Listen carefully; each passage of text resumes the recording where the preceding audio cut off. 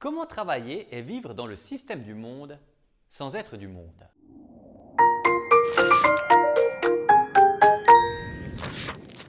Ce livre, N'aimons point le monde, a été écrit par le célèbre auteur Watchman Nee, très connu pour ses nombreux ouvrages à succès. Le titre m'a déjà interpellé.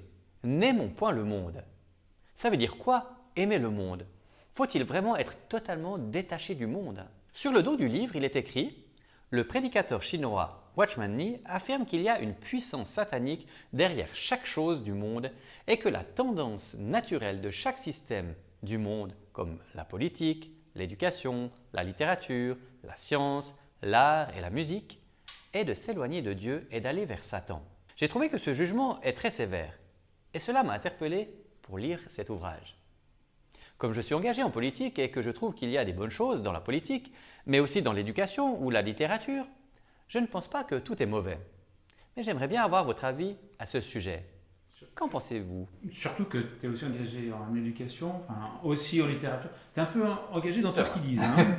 Alors écrivez ci-dessous votre commentaire. En tous les cas, dans l'introduction, j'ai compris que l'auteur a écrit ce livre au début de la guerre sino-japonaise, ce qui peut expliquer l'influence de la difficulté économique sur son discours. Alors j'ai poursuivi ma lecture avec intérêt. Watchman Nee nous dit que nous ne vivons plus à une époque où il faut aller de par le monde pour entrer en contact avec lui. De nos jours, c'est le monde qui vient à nous et qui nous sollicite. Et ça, c'est bien vrai. Je suis d'accord avec l'auteur. Il n'y a jamais eu un temps où on a autant parlé d'argent, on n'a jamais autant pensé à la mode, on n'a jamais parlé autant de sexualité. En fait, les affaires du monde sont partout dans nos conversations, même entre chrétiens.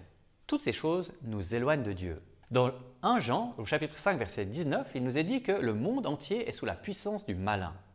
Satan sait bien qu'en règle générale, il est inutile d'essayer de prendre au piège des chrétiens authentiques avec un péché.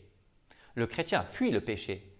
Mais quand il s'agit de choses qui semblent inoffensives, comme la science, l'art, l'éducation, nous perdons vite notre sens des valeurs et on devient rapidement la proie de ce qui nous attire.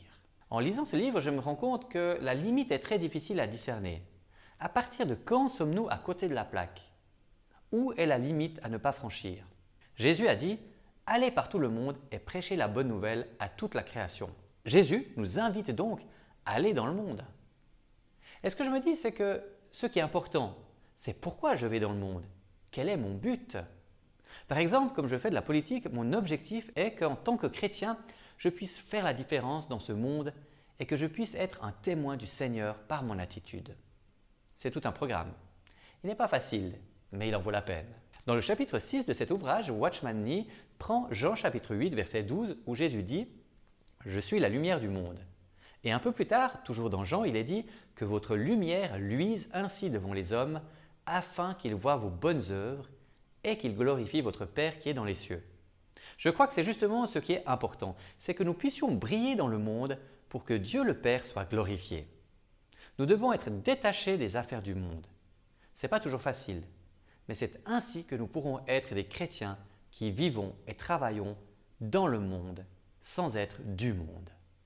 Je vous recommande vivement la lecture de ce livre « N'aimons point le monde » qui a été écrit par Watchman Nee.